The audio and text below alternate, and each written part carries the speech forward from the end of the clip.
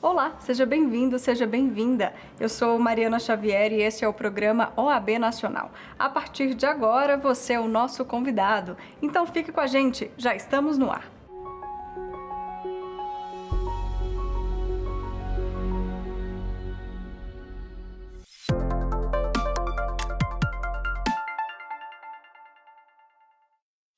A sede da primeira subseção da seccional da OAB no Distrito Federal, em Taguatinga, foi reinaugurada com melhorias no espaço e nos serviços oferecidos aos advogados e advogadas. O local recebeu diversas melhorias, ampliando a inclusão e o conforto dos profissionais que usam o lugar. Taguatinga é a nossa maior subseção, hoje são mais de 4.000 advogados. A sede era bem antiga, tem mais ou menos 20 anos que ela foi construída. Nunca tinha passado por uma reforma profunda. Algumas melhorias, inclusive na nossa gestão passada, foram feitas, mas agora a gente optou por fazer uma reforma grande inteira. O prédio inteiro foi reformado, então todas as instalações foram reformadas. Nós colocamos lá um espaço para crianças, uma espécie de brinquedoteca, colocamos sala de amamentação. São mais ou menos 20 pontos de coworking, né, de pontos de trabalho, várias salas de atendimento, auditório para mais ou menos 80 pessoas, uma nova instalação para a diretoria, espaço para, se eventualmente a Caixa de Assistência quiser usar para algum serviço que possa ser prestado por lá. Então, hoje a sede está nova, totalmente revitalizada. Como eu disse, Taguatinga tem mais de 4.000 advogados e a região tem muita gente que passa por lá também. Então, é uma demanda antiga da advocacia de Taguatinga que a gente agora conseguiu resolver e que possa ser muito bem utilizada aí por toda a advocacia da região. O presidente Beto, toda a diretoria e o Conselho Federal, durante essa gestão, tem mostrado que realmente, para usar o slogan, vamos chamar assim, que hoje se usa, está de portas abertas para a advocacia, e isso é facilmente percebido, não só por mim, não só pelo Distrito Federal, mas por todos os estados, por todos os presidentes, por todas as presidentes. Então é muito importante que haja essa valorização, e esse projeto de interiorização é mais importante ainda, porque leva essas portas abertas para o interior, para a advocacia real, né, que está espalhada pelo país inteiro, e principalmente pelo interior do Brasil, para mostrar que o Conselho Federal, como disse o Beto na inauguração da nossa subseção aqui de Taguatinga, que o Conselho Federal não está ali encastelado, mas sim está indo onde a advocacia precisa que ele vai. Em mais uma ação de interiorização da OAB, o Conselho Federal e a Seccional do Pará inauguraram a sede da subseção de Xinguara, no sul do estado. Além da compra de equipamentos de informática, o espaço conta com recepção, auditório com capacidade para abrigar até 100 pessoas, salas climatizadas e escritório compartilhado. Acompanhe. A Advocacia Paraense, Seccional do Estado do Pará, OAB, ela comemorou muito a inauguração da nova sede da subseção de Xinguara, uma subseção muito importante para todos nós, de uma região muito importante para o estado do Pará, que é a região sul do estado, que congrega uma advocacia muito forte, muito representativa, e uma advocacia que representa muito o nosso estado. Então, é uma subseção grande, conta atualmente com 400 advogados ali, e contando também com a advocacia do entorno, a advocacia do sul, com muitos advogados de fora. Então, nós tínhamos a necessidade de termos uma sede que pudesse suportar a demanda da advocacia local, a demanda da advocacia em trânsito, uma sede que pudesse receber também o programa de qualificação que nós temos na nossa gestão, através de um auditório excelente, os serviços da ESA, uma sede que possui vários coworkings, né, várias salas de trabalho, várias salas compartilhadas, várias salas coletivas de trabalho, todas equipadas com computador, com mesa, com câmera, para que a advocacia possa ter o seu exercício feito e praticado de uma maneira célere, de uma maneira com qualidade e com dignidade, acima de tudo. Da feita que a advocacia é respeitada, o cidadão também é respeitado. E hoje nós temos uma sede de subseção de Xinguara muito grande, uma sede que vai comportar todas as demandas que a advocacia daquela região possui. E eu não poderia aqui deixar de festejar esse momento porque uma sede de OAB, ela não serve só para a advocacia, ela serve para toda a sociedade. É a sociedade que fica bem aquinhoada com o espaço dessa natureza. É uma trincheira de exercício da cidadania. Modernizar as estruturas e o atendimento prestados aos advogados e advogadas do interior do Brasil é a nossa maior bandeira institucional. É preciso que todos, sem exceção, tenham as mesmas condições de trabalho e motivação para seguir cumprindo o nosso papel tão importante na defesa da sociedade. E é isso, é respeito por aqueles que estão na ponta da profissão. Pouco a pouco, estamos igualando as condições de trabalho entre aqueles colegas dos grandes centros e dos rincões deste país, ainda que sejam os mais distantes. E eu e toda a diretoria da OAB Nacional estaremos vigilantes quanto a essa grande demanda e cabe a nós também os próximos passos. Seja aí no Pará ou em qualquer outro estado e município do país, atuaremos para que a advocacia continue a avançar. Vamos em frente, mas todos juntos. Neste mês, o Código de Processo Civil celebrou mais um ano de vigência no ordenamento jurídico, uma data importante principalmente pelos avanços na resolução de conflitos e a consolidação como uma importante ferramenta de regulamentação dos processos judiciais no país. O Código de Processo Civil é o código que é a lei que regula o funcionamento do Poder Judiciário, na medida em que quase todas as demandas, com exceção em matéria criminal, são regulamentadas pelo CPC. O seu procedimento, os tipos de ações, os tipos de processo, em todas as esferas do direito material. Então, por meio do processo civil e por meio do Código, se regulamenta as ações que envolvem direito de família, direito das sucessões, direito das coisas, direito tributário, e até mesmo em outras esferas e outras justiças, como a justiça eleitoral e a justiça do trabalho, o CPC também se aplica de forma subsidiária. A discussão a respeito do Código, ela inicia no Senado Federal no ano 2008 e só termina em 2015. O CPC 2015 ele tem uma valência muito importante em relação aos outros dois códigos que o antecederam. E o CPC de 2015 veio, na verdade, consolidar essas alterações, um novo processo civil, um novo olhar, um olhar para o contraditório, um olhar para a segurança jurídica, um olhar para a fundamentação das decisões, um olhar para a construção de um sistema de precedentes que busca, em última análise, aquilo que a doutrina chama de isonomia substancial. E isonomia substancial nada mais é do que entregar decisões iguais para casos iguais. Não adianta a lei federal, a Constituição, as leis estaduais, enfim, tratarem igualmente os iguais, se quando essa questão chega perante o Poder Judiciário, o Judiciário, na sua entrega da prestação jurisdicional, responde de maneira diferente. É isso que a gente tem visto nesses 7 anos, essa tentativa de implementação desse sistema de precedentes. É verdade que a gente tem resistência de parcela da magistratura em algumas situações, dispositivos do Código que têm uma dificuldade de entendimento, uma dificuldade de aplicação, mas o que a gente viu nesses 7 anos foi o Código entrar à maturidade, o operador do direito hoje conhece o CPC, e aí eu estou falando das novas gerações, dos novos advogados também, que já estudaram, né, sob a égide do novo CPC, e o que a gente tem visto foi um avanço, sim, nos últimos 7 anos, nesses 7 anos de vigência do CPC, ou do novo CPC, ou do CPC de 2015. Você sabia que já somos mais de 1.700.000 seguidores nas redes sociais da Ordem dos Advogados do Brasil?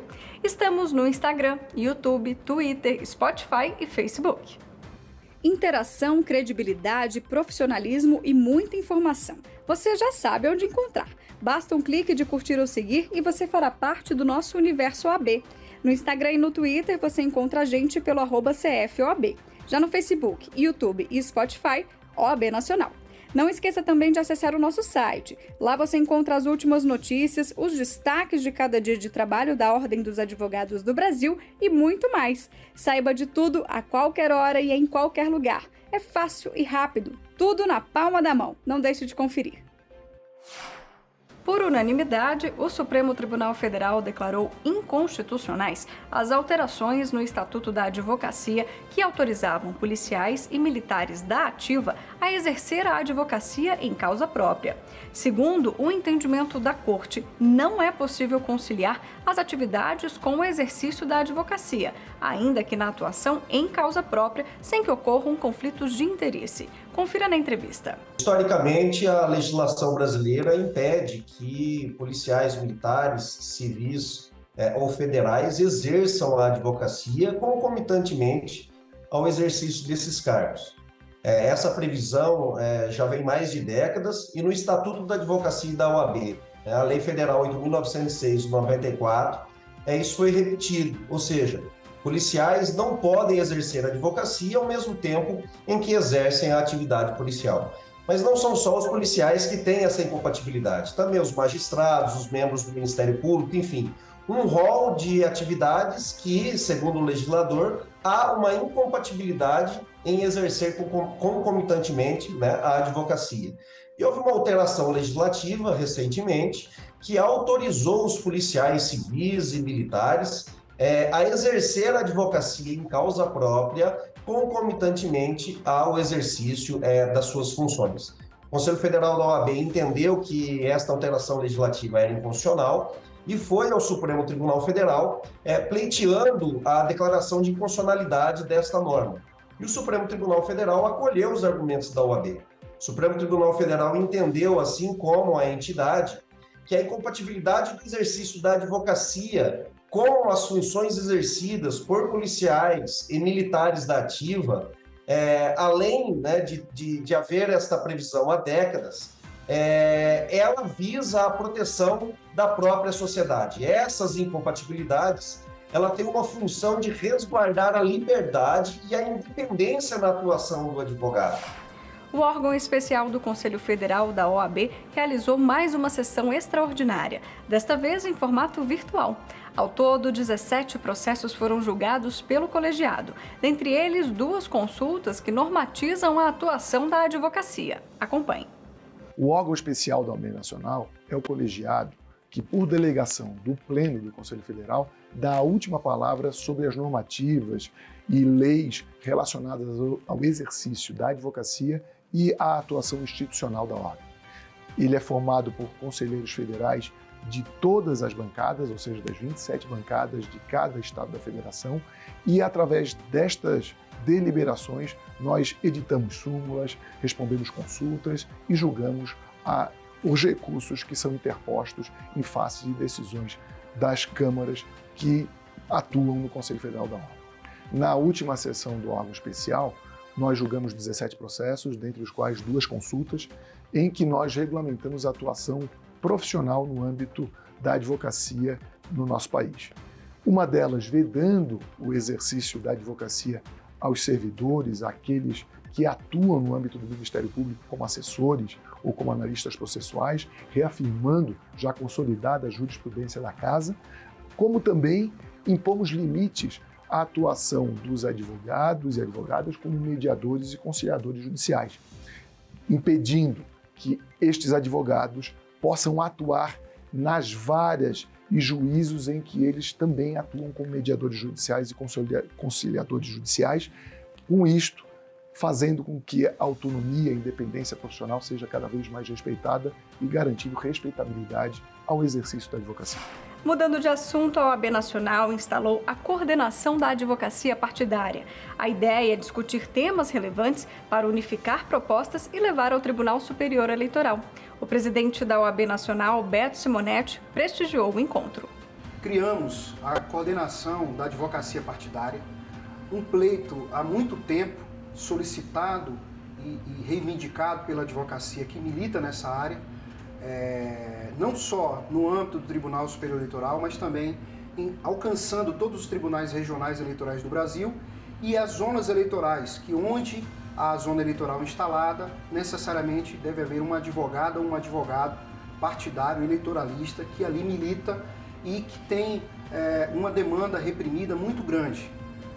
Com a criação dessa comissão, dessa coordenação, nós damos um passo além no estabelecimento do diálogo com os órgãos da jurisdição eleitoral brasileira, no sentido de buscar uma melhoria da atuação dessa advocacia perante esses órgãos jurisdicionais, eminentemente naqueles que fazem a representação dos partidos políticos perante as zonas eleitorais, os tribunais regionais eleitorais e o Tribunal Superior Eleitoral, especificamente nas áreas técnicas, nas áreas de prestação de contas, enfim, para que a advocacia possa ter respeitadas as suas prerrogativas, o que é fundamental que o advogado tenha as suas prerrogativas observadas e, uma vez observadas, que se possa estabelecer efetivamente um diálogo profícuo com cada órgão da jurisdição eleitoral. O advento dessa coordenação, ela dá um passo muito largo no sentido de que nós estabeleçamos um link direto de diálogo com a jurisdição e que todos esses problemas que serão sumariamente relatados num relatório circunstanciado possam ser fruto de um trabalho da Ordem dos Advogados do Brasil, de encaminhamentos de melhoras nessa relação advocacia-poder judiciário. Agora nós vamos para um breve intervalo e voltamos na sequência com mais OAB Nacional. Não saia daí!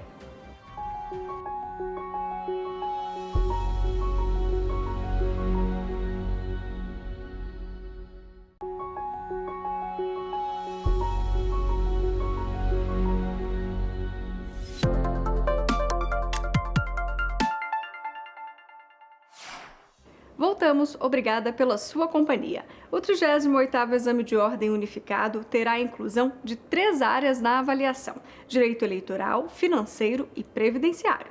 A prova permanece com 80 questões e passa a refletir ainda mais as demandas atuais do exercício da advocacia. Acompanhe na entrevista. A adoção dessas 3 novas disciplinas, direito financeiro, direito previdenciário, direito eleitoral, para a primeira fase, já foi algo direcionado, dirigido há coisa de 2 anos e meio, né, para que no exame 38, que vai acontecer no meio do ano, pudesse ser implementado sem grandes surpresas para os examinados. Será mantido o número de questões da primeira fase, ou seja, são 80 questões, onde o candidato deve atingir metade da prova, né? Acertar pelo menos a metade da prova, é uma prova de proficiência mínima, e essas 3 novas disciplinas vão ser contempladas com 2 questões cada. Então, temos 6 questões novas que já vão ser retiradas de outras disciplinas que já estavam contempladas. Então, direito administrativo, de 6 questões, serão colocadas 5. Direito civil, de 7 questões, teremos 6. Direito processual civil, de 7, 6. Direito constitucional, de 7 questões, caiu para 6. Direito do trabalho, de 6 questões para 5. E direito empresarial, de 5 para 4. E aí a gente vai ter 2 questões de direito financeiro, 2 questões de direito previdenciário e 2 questões de direito eleitoral, atendendo essas novas diretrizes curriculares para os cursos de direito com a adoção dessas novas disciplinas, e uma preocupação da ordem num exame cada vez mais profissionalizante, porque são áreas do direito que estão sendo bastante difundidas na advocacia e, por isso, havia necessidade de serem contempladas também na primeira fase do exame de ordem. Diferente de um concurso público comum, é uma prova muito voltada à questão da prática profissional, mesmo nas questões objetivas.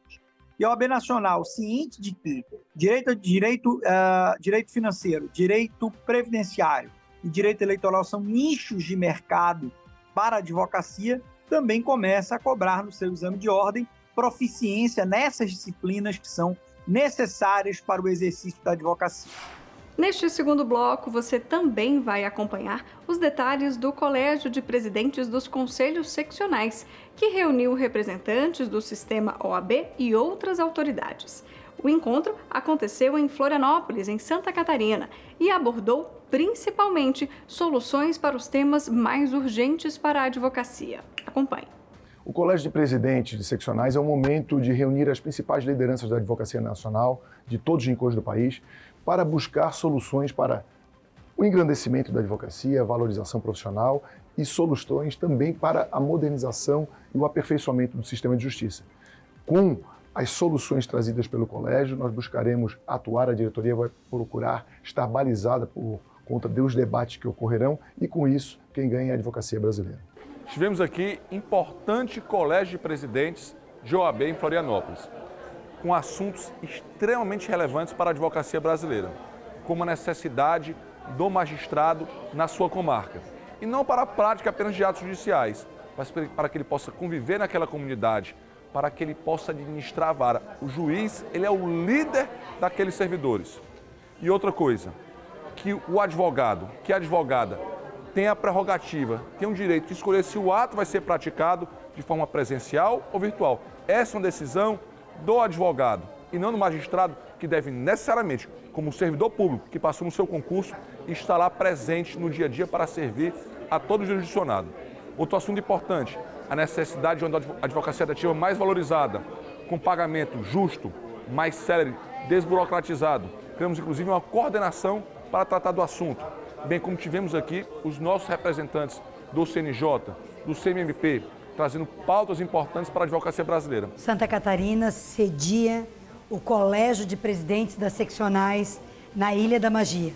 Recebemos 27 presidentes de todos os nossos estados do Brasil e foram discutidas várias pautas. Dentre elas, quero destacar o aprimoramento da Defensoria da Ativa, não só para o estado de Santa Catarina, mas para os demais estados do nosso Brasil, contribuindo, facilitando e ajudando os nossos hipossuficientes com uma prestação de serviço de qualidade realizado por advogados de todo o país. Atenção, advogados e advogadas de todo o país. Em julho deste ano, Goiânia vai sediar as Olimpíadas da Advocacia. Você não vai ficar de fora, vai? Participe! No dia a dia, você corre, você luta, você se desdobra. Chegou a hora de voltar a fazer tudo isso por esporte. Olimpíadas da Advocacia. Goiânia, de 3 a 8 de julho de 2023. Modalidades confirmadas: futebol, vôlei de praia e quadra, tênis, beach tênis, futevôlei, judô, jiu-jitsu, natação, cross. Modalidades por demanda: tênis de mesa, basquete 3x3, xadrez, fute-mesa, corrida de rua 5 e 10 km, tiro esportivo, modalidades PCD. Olimpíadas da Advocacia.oab.org.br. Inscrições em breve. Aguarde! Trajetória nos 32 anos de vigência do Código do Consumidor. Foi o tema debatido pela seccional da OAB no Rio Grande do Sul. Além de ser transmitido gratuitamente pelo YouTube, o evento também contou com a participação de especialistas na área. Acompanhe.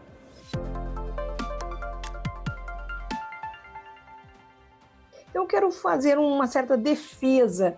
Por que é necessário atualizar o Código de Defesa do Consumidor nesse aspecto do mundo digital? Que a maneira como nós estamos consumindo, principalmente serviços, né, que já são imateriais, e mesmo produtos que passam a ser vendidos na chamada servicização. Então, imagina, um filme é um produto. Antigamente a gente até comprava ou locava, né, na videoteca, né? Hoje não tem mais, é tudo streaming. Então, o streaming é um serviço que vai oferecer produtos imateriais, no caso, né? Então, o modo como a gente consome, ele sofreu essa evolução. A indústria também, agora, cada vez mais, oferece produtos através de contratos de serviços, né? De locação, de cessão de uso, até porque os produtos eles passam a ter um valor pelos chamados bens digitais. Essa maneira de consumir, ou principalmente o contrato, já não é de compra e venda, né? A Europa chegou a fazer uma diretiva de compra e venda de produtos digitais e serviços para poder abarcar esse novo mundo digital. E o Brasil parou no tempo, vamos dizer assim, né? Claro que o Código de Defesa do Consumidor é excelente, no sentido que ele trata serviços ou produtos. Ele não trata essa simbiose, que é o fenômeno talvez mais interessante que aconteceu, né? Chamados produtos e serviços simbióticos, que é como com o celular, né? Eu não quero pelo celular em si, né? Eu quero pelo que ele pode fazer, né? vamos dizer, as expectativas legítimas dos consumidores é no pacote, é no produto e nos serviços. E não para por aí. A Escola Superior de Advocacia Nacional também realizou um evento virtual. Na ocasião, o debate girou em torno dos temas controvertidos em direito das famílias perante os tribunais superiores. Acompanhe. A existência de uma decisão, provisória ou não, ela autoriza o credor da verba alimentícia a promover a execução, inclusive, dependendo da natureza, sob pena de prisão, o que é um fator de dissuasão para poder assegurar a eficiência da decisão jurisdicional. E aí o problema prático. Então, imagine que o juiz tenha fixado equivocadamente, fixado alimentos além das possibilidades do alimentante. E que, infelizmente, o judiciário brasileiro, quer dizer, o judiciário do mundo inteiro é essencialmente moroso e vamos passar alguns meses, 6 meses, 8 meses. Então, imagine... Entre com agravo de instrumento para obter um efeito, um efeito de revisão da decisão liminar, trazendo a linha de argumentação que foi... o juiz, ao fixar, não tinha conhecimento das condições do devedor. Esta é a solução. Agora, havendo uma decisão judicial, ou definitiva, ou provisória, cabe a obrigação de pagar, muito ou pouco. Não pode não pagar esperando que lá no final, eventualmente, isso vai... E sabe qual é a outra dificuldade? É que as pessoas estão pedindo a suspensão dos processos de execução, esperando o resultado da ação revisional para não ter que pagar os alimentos que estavam fixados, que são objetos de cobrança. Então, entra com a execução, dizendo que a revisional pede para suspender a execução, não vão pagando, para ver se lá no fundo consegue isso. Mas sempre tem que ver quem é que está na outra ponta, que são necessariamente pessoas que dependem dessa obrigação, de implemento dessa obrigação para sobreviver, crianças ou pessoas, mulheres, de um modo geral, sabe que não tem condições para isso. A respeito desse ponto que a senhora falou, inclusive, nós tivemos agora na pandemia uma situação dramática onde, indistintamente, se proibiu a concretização das prisões pelo inadimplemento de alimentos, ignorando que muitos que inadimpliram estavam numa situação extremamente privilegiada em detrimento dos alimentandos. E isso perdurou, infelizmente, eu, inclusive, profissionalmente fui testemunha de várias situações. Os outros presos não largaram, só largaram dos alimentos. Eu não sei por que eles cumprem pena em lugar especial. Eu acho que, quem sabe, é porque são criminosos mais graves. O crime que eles praticam são crimes hediondos, que é tentativa de homicídio. Não pagar alimentos, no fundo, acaba quase matando o filho de fome. Isso mostra ainda o viés muito machista, muito sexista da nossa justiça, indiscutivelmente. Este programa é mais uma produção da Ordem dos Advogados do Brasil. Aqui você fica por dentro das informações da advocacia e do judiciário, além de acompanhar entrevistas especiais, matérias exclusivas e muito mais. Não deixe de seguir também as nossas redes sociais e conferir as principais notícias no site da OAB Nacional. Eu sou Mariana Xavier e agradeço pela sua companhia. Te espero na próxima semana. Até lá!